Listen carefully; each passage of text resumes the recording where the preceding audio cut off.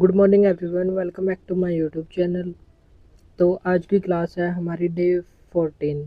तो 40 days 40 topics series में आपका स्वागत है। और आज का हमारा टॉपिक होगा रिसर्च डिज़ाइन और क्वांटिटेटिव रिसर्च क्या होती है।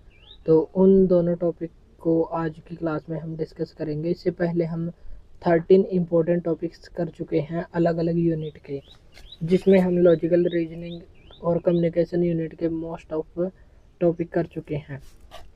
अगर आपने वो वीडियो ना देखी तो वो वीडियो भी ज़रूर देखें, उसकी प्लेलिस्ट बनी हुई है जिसका लिंक हम वीडियो के लास्ट में प्रोवाइड करेंगे। तो आज का हमारा टॉपिक होगा रिसर्च डिज़ाइन। तो रिसर्च डिज़ाइन से पहले हम देख लेते हैं स्टेप्स ऑफ रिसर्च क्या क्या होते हैं। रिसर्च करने के जो स्टेप होते हैं, तरीके होते हैं, वो क्या क्या होते हैं। तो सबसे पहले हम क्या करते हैं, आइडेंटिफाई द प्रॉब्लम को आइडेंटिफाई करते हैं, प्रॉब्लम को पहचानते हैं कि प्रॉब्लम है क्या। फिर इवेलुएट द लिटरेचर, फिर प्रॉब्लम से रिलेटेड जो भी हमारा साहित्य होता है, लिटरेचर होता है, किसी के अपने विचार होते हैं या कोई पौराणिक ग्रंथ होते हैं, उससे रिलेटेड जो भी इंफॉर्मेशन हमको मिलती है तो उसको इवेलुएट किया जाता है। फिर हाइपोथेसिस का मतलब होता है कि एक ऐसा क्वेश्चन बना लिया जाता है जो हमारे रिसर्च का आंसर होगा। तो एक प्रोबेबली बेस्ड क्वेश्चन बना लिया जाता है, जिसके बेस पर हम, जैसे हमने कोई क्वेश्चन बना लिया तो उसी को हम प्रूव करेंगे कि ये सही है या गलत है, और लास्ट में ये सही भी साबित हो सकता है और गलत भी। लेकिन हाइपोथेसिस जैसे हिस्टोरिकल रिसर्च है, उसमें इसको क्रिएट नहीं करते हाइपोथेसिस को।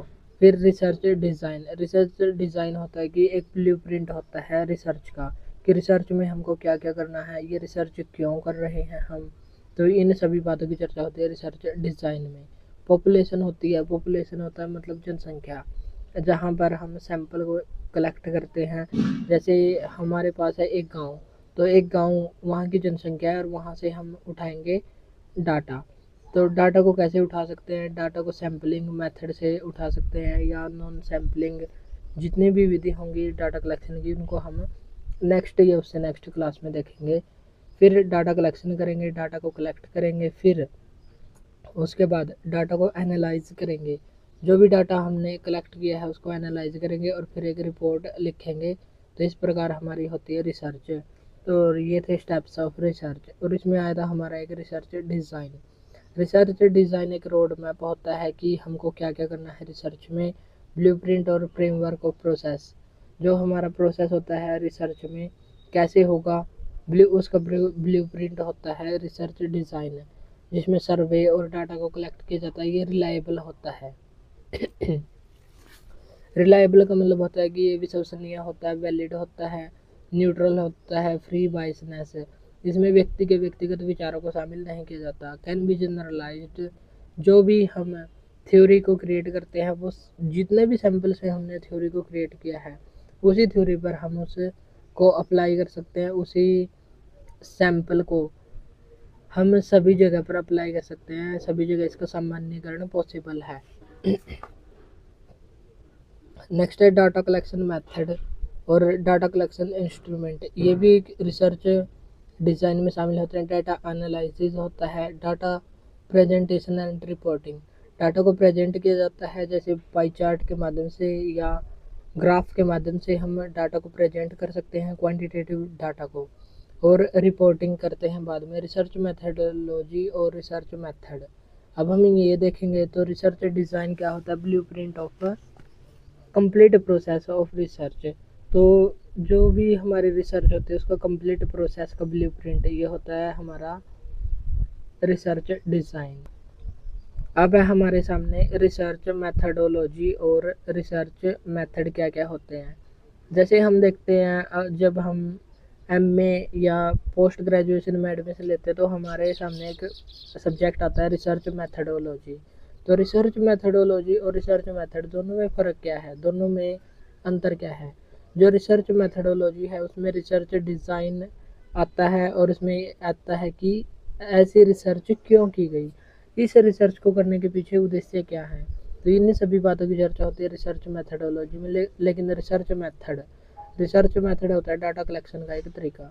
हम डाटा को कलेक्ट कर रहे हैं, जैसे हम एक पॉपुलेशन में जाते हैं, एक विलेज में जाते हैं, हम डाटा को कलेक्ट कैसे कर रहे हैं, किस तरीके से कर रहे हैं, इंटरव्यू के माध्यम से कर रहे हैं, क्वेश्चनेयर के माध्यम से कर रहे हैं, या फिर हम सैम्पलिंग मेथड से कर रहे हैं, या और कौन कौन से तरीके हैं जिनसे हम डाटा को कलेक्ट कर सकते हैं, उन तरीकों को रिसर्च मेथड बोला जाता है। अब है टाइप्स ऑफ रिसर्च। रिसर्च कितने प्रकार की होती है? मेनली रिसर्च दो प्रकार की होती है, एक होती है क्वालिटेटिव और एक होती है क्वांटिटेटिव। एक होती है गुणात्मक और एक होती है मात्रात्मक। मात्रात्मक यानी कि जिसमें मात्रा का ध्यान ज़्यादा दिया जाए, गुणात्मक जिसमें गुणों का ध्यान ज़्यादा दिया जाए। गुणों का मतलब क्या है? जैसे हमें एक व्यक्ति से उसके व्यक्तिगत विचार जानने हैं तो हम उसका इंटरव्यू करेंगे, और इंटरव्यू 2 क्वेश्चन में भी ख़त्म हो सकता है, 10 में भी, 20 में भी। जब तक रिसर्चर चाहे तब तक वो क्वेश्चन पूछता रहेगा, उसका इंटरव्यू होता रहेगा। लेकिन क्वांटिटेटिव में है मात्रात्मक, कि हमको इंटरव्यूअर जिससे भी हम इंटरव्यू लेंगे उसके व्यक्तिगत विचारों को जानना है, लेकिन केवल 10 ही क्वेश्चन पूछेंगे और वो पहले से ही फिक्स हैं। लेकिन क्वालिटेटिव में ऐसा नहीं होता। जब तक रिसर्चर की जानने की इच्छा शांत नहीं होती तब तक वो इंटरव्यू लेता रहता है। इंटरव्यू 1 घंटे भी चल सकता है या 5 मिनट में भी ख़त्म हो सकता है। ये रिसर्चर की जो इच्छा है उस पर डिपेंड करता है। तो ये क्वालिटेटिव और क्वांटिटेटिव के बीच महत्वपूर्ण अंतर है। तो आज की क्लास हमारी होगी मेनली क्वांटिटेटिव रिसर्च। तो यहाँ पर गलती से लिखा गया क्वालिटेटिव, लेकिन ये है क्वांटिटेटिव। तो क्वांटिटेटिव रिसर्च की चर्चा आज की क्लास में हमारी होगी, तो ये बाय मिस्टेक यहाँ पर लिखा गया।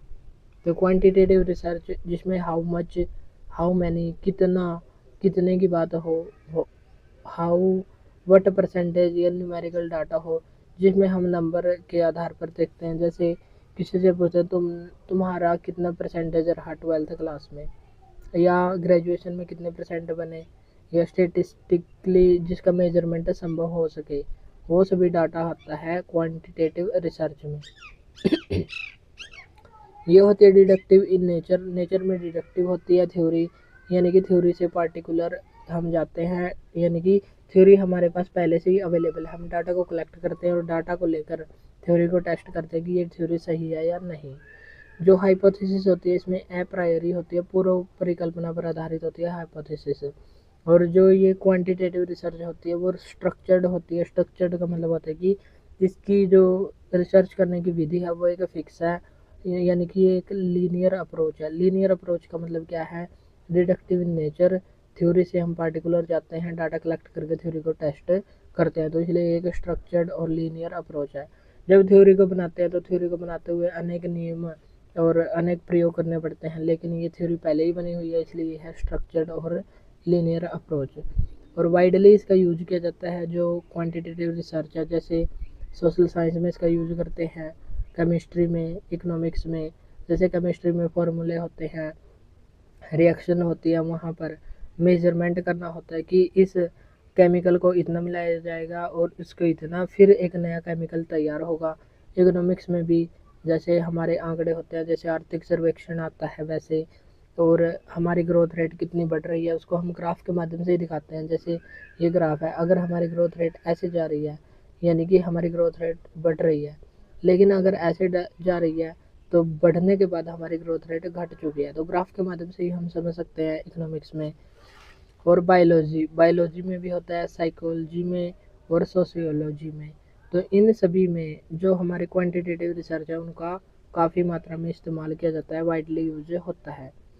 अब हम देख लेते हैं क्वांटिटेटिव रिसर्च की कैरेक्टरिस्टिक्स, इसकी विशेषताएं क्या क्या है। तो इसमें क्लियरली डिफाइंड रिसर्च क्वेश्चन होते हैं। जैसे हमको रिसर्च किस पर करनी है, क्वेश्चन कौन कौन से होंगे। जैसे इसमें एक स्ट्रक्चर्ड होता है पहले ही, कि जब हम किसी व्यक्ति से कोई क्वेश्चन पूछेंगे तो हमको ये क्वेश्चन ही पूछने हैं बस। तो क्लियरली डिफाइंड रिसर्च क्वेश्चन इसमें होते हैं। रिप्रेजेंटेटिव सैंपल होता है, जो हमारा सैंपल होता है, जैसे हमारे पास है 1000 व्यक्तियों का गाँव, उस गाँव में से हमने सैंपल की अलग अलग विधि लगाकर सैम्पलिंग के माध्यम से, जो सैम्पलिंग की भी अनेक विधियां हैं, उनमें से एक विधि के द्वारा हमने यहाँ से 50 सैंपल कलेक्ट कर लिए। 50 सैंपल कलेक्ट किए, जो भी क्वेश्चन हम इनसे पूछेंगे और जो ये आंसर देंगे उनकी फीडबैक, 1000 की फीडबैक को हम मानेंगे। कि जैसे जो हमारा सैंपल है वो इसका रिप्रेजेंटेटिव है। इन 1000 लोगों को ये 50 लोग रिप्रेजेंट कर रहे हैं, और इन लोगों को रिप्रेजेंट कर रहे हैं, इसलिए जो भी हमारा रिजल्ट इन लोगों पर निकलेगा वो हम इन पर लागू कर सकते हैं, क्योंकि इसी में से हमने ये सैंपल उठाया है। और ये जो 50 लोग हैं 1000 लोगों का प्रतिनिधित्व कर रहे हैं। रिप्रेजेंटेटिव सैंपल ये हो गए 50 व्यक्ति। मैनिपुलेशन कंट्रोल ऑफ वेरिएबल्स ये होता है कि जो हमारे वेरिएबल होते हैं, वेरिएबल एक होता है स्वतंत्र और एक होता है आश्रित। स्वतंत्र चर होता है जिस पर कोई प्रभाव नहीं पड़ता, आश्रित चर होता है जिसकी वजह से जिस पर प्रभाव पड़ता है। जब स्वतंत्र चर की प्रक्रिया बदलती है या कोई बदलाव करता है तो जो आश्रित चर होता है, डिपेंडेंट वेरिएबल होता है, उस पर प्रभाव पड़ता है। एक होता है इंडिपेंडेंट और एक होता है डिपेंडेंट वेरिएबल। जो अगर हम क्लास में बात करें स्कूल के हिसाब से, तो जो टीचर होता है वो इंडिपेंडेंट होता है। टीचर अपने आप में एक इंडिपेंडेंट होता है, लेकिन जो स्टूडेंट होता है वो डिपेंडेंट होता है। अगर टीचर उसको अच्छे से पढ़ाएगा तो वो भी अच्छे से पढ़ेगा। अगर वो टीचर अच्छे से ध्यान नहीं देगा तो इसका प्रभाव पड़ेगा स्टूडेंट पर, वो अच्छे से नहीं पढ़ पाएगा। तो मैनिपुलेशन होता है कंट्रोल ऑफ वेरिएबल्स। वेरिएबल्स पर कंट्रोल किया जाता है मैनिपुलेशन। अगर लगे तो चेंज भी किया जाता है। जैसे हमने पिछली क्लास में जब रिसर्च की करेक्टरिस्टिक्स देखी थी, 12 इंपॉर्टेंट करेक्टरिस्टिक्स हमारी क्लास नंबर 1 थी, जिसमें हमने मैनिपुलेशन के बारे में पढ़ा था। मैनिपुलेशन होता है जैसे एक पेड़ है, 2 पेड़ हमने ले लिए, एक को हम देंगे धूप और एक को नहीं देंगे, और बाकी जो हमारे अदर फैक्टर होंगे उनको हम एक जैसा रखेंगे। बस हम धूप को ही मैनिपुलेट करेंगे, और जो जिसको हम मैनिपुलेट करेंगे उसके ही इफेक्ट की स्टडी हमारी यहाँ पर हो जाएगी। तो ये होता है मैनिपुलेशन और कंट्रोल ऑफ वेरिएबल्स। फिर है स्ट्रक्चर्ड और standardised tools used for data collection. जो स्ट्रक्चर्ड होते हैं, स्ट्रक्चर और स्टैंडर्डाइज्ड, जो हाल फिलहाल में काफ़ी चर्चा में है और जिनकी जो वैलिड माने जाते हैं, वैलिड सोर्स या वैलिड टूल होते हैं, उनका ही यूज डाटा कलेक्शन में किया जाता है। जैसे अगर हम डाटा कलेक्ट करें और डाटा कलेक्शन टूल ही हमारे वैलिड ना हो, कि वो कभी कभी गलत बता देते हैं अपनी मात्रा को, तो क्या हम उनका यूज रिसर्च में करेंगे? तो बिल्कुल भी नहीं। तो स्टैंडर्डाइज्ड टूल्स और स्ट्रक्चर्ड टूल्स का यूज किया जाता है जो रिलायबल होते हैं, जिन पर विश्वास कर सकें और वैलिड भी होते हैं। जनरलाइजेबिलिटी यानी कि सामान्यीकरण। जो भी हमने सैंपल पर रिजल्ट निकाला है, रिप्रेजेंटेटिव सैंपल पर, जो हमारा सैंपल होगा मेन जिसकी हम स्टडी कर रहे हैं, उस पर हम इसको अप्लाई कर सकते हैं, उन बातों को लागू कर सकते हैं। इसको बोलते हैं सामान्यीकरण। प्रिसीजन, प्रिसीजन का मतलब होता है शॉर्ट रेप्लिकेशन। रेप्लिकेशन रिपीट करने पर भी रिसर्च का रिजल्ट सेम आता है। डिडक्टिव रीजनिंग होती है। डिडक्टिव का मतलब होता है कि थ्योरी पहले से ही बनी हुई है और पार्टिकुलर हम थ्योरी से पार्टिकुलर की तरफ जाएंगे, यानी कि डाटा कलेक्ट करके हम हमारी जो थ्योरी दी हुई है पहले ही, उसको हम बस टेस्ट करेंगे। Next strengths of quantitative research. जो स्ट्रेंथ होती हैं इसकी खूबियाँ क्या क्या हैं? क्वांटिटेटिव रिसर्च के महत्वपूर्ण विशेषताएं तो हो चुकी, हमारी खूबियाँ क्या क्या हैं? Large sample helps in conducting broader study as well as generalisation of result to a larger population. जो हमारा लार्ज सैंपल होता है, बड़ा सैंपल होता है, वो conduct helps in conducting broader study.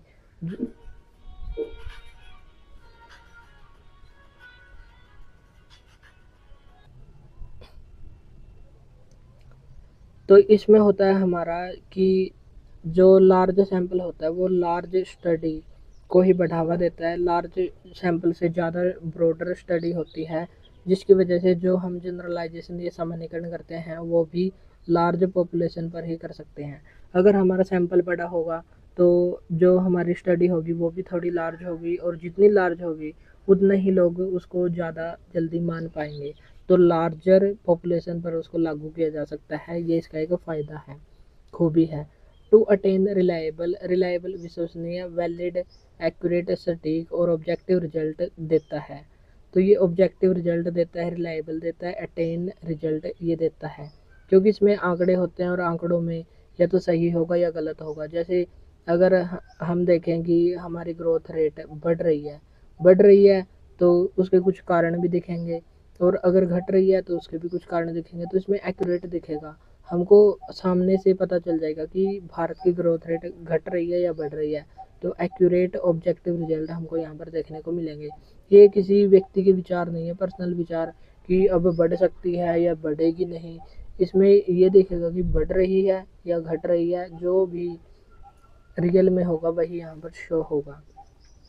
Provide opportunity to replicate and design similar study. तो ये अपॉर्चुनिटी प्रदान करती है रेप्लिकेट और डिज़ाइन सिमिलर स्टडी करने में। वेरिएबल्स होते हैं, उनको मैनिपुलेट किया जा सकता है, इफेक्ट को चेक किया जाता है, अदर ऑल फैक्टर्स कंट्रोल्ड। जैसे हमको एक फैक्टर की स्टडी करनी हो तो उसको मैनिपुलेट किया जाता है और बाकी को कंट्रोल्ड कर लिया जाता है। Follow close ended approach. Close ended approach को फॉलो किया जाता है, यानी कि डिडक्टिव अप्रोच को यहाँ पर फॉलो किया जाता है। क्लोज एंडेड का मतलब होता है कि जो थ्योरी है हम केवल उसको ही टेस्ट करते हैं, बाकी हम कुछ नहीं यहाँ पर करते। Structured questions which provide responses free from personal biases. तो जैसे उसमें जो हमारी क्वालिटेटिव रिसर्च होती है उसमें रिसर्चर जब तक उसका अपने मन की संतुष्टि नहीं होती तब तक वो क्वेश्चन पूछता रहता है। उसमें व्यक्ति के व्यक्तिगत विचार, उसके पर्सनल क्वेश्चन भी आ जाते हैं। लेकिन जो क्वांटिटेटिव रिसर्च है उसमें स्ट्रक्चर्ड क्वेश्चन होते हैं जिसमें पर्सनल बाइसेस के कम चांसेस होते हैं। जो भी प्रोवाइड रिस्पॉन्स होता है वो फ्री फ्रॉम पर्सनल बाइसेस होता है, जो व्यक्तिगत पक्षपात होता है उससे फ्री होकर इसमें क्वेश्चन पूछे जाते हैं, क्योंकि इसमें क्वेश्चन होते हैं फिक्स। फिर आगे है लिमिटेशंस। लिमिटेशंस क्या क्या है? Lack contextual detail. जो कॉन्टेक्स्ट से रिलेटेड डिटेल हैं उनकी कमी इसमें होती है, क्योंकि क्वांटिटेटिव में फिक्स क्वेश्चन होते हैं। ज़रूरी नहीं कि जो हम कॉन्टेक्स्ट से रिलेटेड ही क्वेश्चन है वो ही डालें, क्या पता वो ना डाल पाएँ। तो अगर क्वेश्चन का क्राइटेरिया फिक्स है कि 10 क्वेश्चन, क्या पता 10 में हमारे वो कॉन्टेक्चुअल बेस्ड क्वेश्चन ना डाल पाएँ हम। Limited to statistically approach, lack process of discovery. तो इसमें ये लिमिटेड है, स्टैटिस्टिक डाटा से रिलेटेड ही है, यानी कि इसमें आंकड़ों पर ध्यान दिया जाता है। लैक प्रोसेस ऑफ डिस्कवरी, खोज पर कोई ध्यान नहीं दिया जाता। इसमें बस आंकड़ों को प्रेजेंट किया जाता है, आंकड़ों में ये दिखाया जाता है ये सही है या गलत है। जैसे भारत में अगर हम देखें वोट परसेंटेज कितना है, 2019 में कितना था ये हम बता देंगे, और 2024 में कितना था ये हम बता देंगे। उसमें ये स्टडी नहीं की जाएगी कि वोट परसेंट इतना कम क्यों रहा, क्या इसको बढ़ाया जा सकता है। अगर 2019 में कम था और 2024 में थोड़ा ज़्यादा है तो ये ज़्यादा क्यों हुआ। तो इन बातों पर चर्चा नहीं की जाएगी, बस ये बताया जाएगा क्वांटिटेटिव रिसर्च में कि इस टाइम में अगर हम मान लें 68% था तो यहाँ पर 60% था, तो यहाँ पर 64% हो गया। तो ये उदाहरण के लिए हम यहाँ पर मान रहे हैं। तो बस आंकड़ों पर ध्यान दिया जाता है, डिस्कवरी पर नहीं। तो ये इसकी एक कमी है। क्लोज एंडेड और structured questions might reflect limited और इनकम्प्लीट इन्फॉर्मेशन। जो क्लोज एंडेड होते हैं, जो स्ट्रक्चर्ड क्वेश्चन होते हैं, कभी कभी लिमिटेड और इनकम्प्लीट इन्फॉर्मेशन को ही कन्वे करते हैं, वो हमको कंप्लीट इन्फॉर्मेशन प्रोवाइड नहीं कर पाते। डजेंट इन्वॉल्व इंटरव्यू, इसमें इंटरव्यू को इन्वॉल्व नहीं किया जाता। और in depth perception of individual, और किसी व्यक्ति से इंडिविजुअल से हम डेप्थ इंफॉर्मेशन निकाल सके, डेप्थ परसेप्शन निकाल सके उसके बारे में, ऐसे जो टूल होते हैं उनका यूज इसमें नहीं किया जाता। तो ये भी एक इसकी लिमिटेशन है। जो हमारी क्वांटिटेटिव रिसर्च है उसका प्रोसेस क्या क्या है? जैसे क्वांटिटेटिव रिसर्च हम करते हैं तो क्या क्या उसमें करना पड़ता है। तो सबसे पहले develop a research question and hypothesis. सबसे पहले हमको एक रिसर्च क्वेश्चन को विकसित करना है कि हम रिसर्च क्यों कर रहे हैं, कि रिसर्च करने से हमको क्या फ़ायदा होगा, या रिसर्च के बारे में एक क्वेश्चन हम पहले ही क्रिएट कर लेते हैं कि ये हमारा होगा रिसर्च का क्वेश्चन। जैसे हम कुछ भी सोच सकते हैं समस्या के बारे में और वो उसी को ही हम हाइपोथेसिस बोलते हैं। फिर कंडक्ट लिटरेचर रिव्यू, लिटरेचर का रिव्यू किया जाता है और इसमें हम प्राइमरी डाटा कलेक्शन और सेकेंडरी डाटा कलेक्शन दोनों प्रकार से हम डाटा को कलेक्ट कर सकते हैं। Choose a research design, research design को चूज किया जाता है। सिलेक्ट अ सैम्पल, सैम्पल को सिलेक्ट किया जाता है। एंड प्लान डाटा कलेक्शन, और डाटा कलेक्शन का प्लान किया जाता है कि डाटा कलेक्शन कैसे किया जाए। फिर कलेक्ट डाटा, डाटा को कलेक्ट किया जाता है। फिर एनालाइज डाटा, डाटा को एनालाइज किया जाता है, interpret result and communicate findings. तो फाइंडिंग्स रिजल्ट को निकाला जाता है और कम्युनिकेट किया जाता है फाइंडिंग्स को, क्या क्या निष्कर्ष हम निकाल सकते हैं। फिर है मेथड्स ऑफ क्वांटिटेटिव रिसर्च। जो हमारे रिसर्च है, जब हम आगे पढ़ेंगे कि रिसर्च के टाइप्स क्या क्या होते हैं, जैसे क्वालिटेटिव और क्वांटिटेटिव। क्वालिटेटिव में रिसर्च के कौन कौन से टाइप आते हैं, जैसे फंडामेंटल रिसर्च हो गया, एक्स पोस्ट फैक्टो रिसर्च हो गया और केस स्टडी हो गया। तो इसमें कौन कौन से रिसर्च आते हैं, कौन कौन से मेथड आते हैं। तो इसमें आते हैं एक्सपेरिमेंटल रिसर्च, नॉन एक्सपेरिमेंटल या x post facto research, field experiment जिसको हम बोलते हैं सर्वे। सर्वे हमसे किया करवाया जाता है बार बार में कि अधिकतर लोग क्या देखना पसंद करते हैं, सुबह उठकर वो क्या करना पसंद करते हैं, तो ऐसे सर्वे करवाया जाता है। लेबोरेटरी, ये ऑलमोस्ट लेबोरेटरी में ही होता है। जो लेबोरेटरी रिसर्च होती है लैब के अंदर ही होती है, ये फील्ड में जाकर नहीं होती। जैसे डेविड ईस्टन जो पॉलिटिकल साइंस में उन्होंने बिहेवियरलिज्म व्यवहारवादी उपागम दिया था, उन्होंने जो भी व्यवहारवाद की स्टडी की थी वो एक लैब के अंदर की थी अमेरिका में। बाहर के लोग उसके बारे में क्या सोचते हैं, जैसे वोटिंग बिहेवियर है, वोटिंग का व्यवहार कि लोग वोटिंग से कैसे प्रभावित होते हैं। एक तो हम लोगों से जाकर पूछे और एक अपने हिसाब से लैब के अंदर ही अंदाजे लगा लें। तो अंदाजे लगाकर जो रिसर्च होते हैं उसको बोलते हैं लेबोरेटरी रिसर्च। लैब के अंदर ये होते हैं। क्वासी एक्सपेरिमेंटल होते हैं, इसमें डिस्क्रिप्टिव होते हैं। डिस्क्रिप्टिव भी दो प्रकार के हो सकते हैं, एक होती है रिच और एक होती है नॉर्मल। अगर नॉर्मल डिस्क्रिप्शन है तो हो जाएगी क्वांटिटेटिव, लेकिन अगर रिच डिस्क्रिप्शन है तो वो क्वालिटेटिव रिसर्च हो जाएगी। कोर रिलेशनल रिसर्च, फिर है कोजल कंपैरेटिव रिसर्च। तो ये सभी रिसर्च इसमें शामिल होते हैं। और जो हमारी क्वांटिटेटिव रिसर्च होती है उनको हम कैसे याद करेंगे, दिसंबर से। तो दिसंबर से इसको हम याद करेंगे, जैसे डी से हो गया डिस्क्रिप्टिव, ये रिच डिस्क्रिप्टिव हो सकते हैं, और नॉर्मल। ई से हो गया एक्सपेरिमेंट और नॉन एक्सपेरिमेंट और एक्स पोस्ट फैक्टो। फिर है कोर रिलेशनल रिसर्च। से हो गया, एस से हो गया सर्वे, और ई से हो गया एक्स पोस्ट फैक्टो रिसर्च। तो ये इंपॉर्टेंट रिसर्च है जिनको हम ट्रिक से याद कर सकते हैं। तो इस प्रकार हमको ये रिसर्च याद करनी है। और इसमें हाइपोथेसिस प्रायरी होती है जिसको हम हाइपोथेटिको डिडक्टिव मेथड भी बोलते हैं।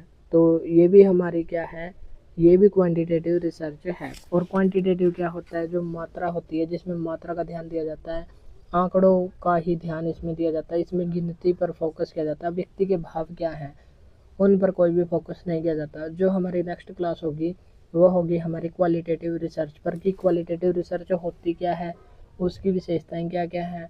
बस इन पर हम एक क्लास और करेंगे, फिर हम नेक्स्ट चैप्टर की तरफ बढ़ेंगे कि जो ये टाइप हैं, जैसे एक्स पोस्ट फैक्टर रिसर्च क्या होती है, फंडामेंटल रिसर्च क्या होती है, एक्सप्लोरेटरी रिसर्च क्या होती है, उनके बारे में फिर हम स्टडी करना शुरू करेंगे।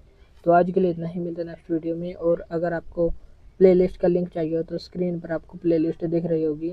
एक तो DIE वाली प्लेलिस्ट दिख रही होगी जिसमें हमारी 4 क्लासेस कंप्लीट हो चुकी हैं, और एक ये है 40 टॉपिक्स 40 डेज 40 टॉपिक्स सीरीज जिसमें हमारी आज 14वीं क्लास है।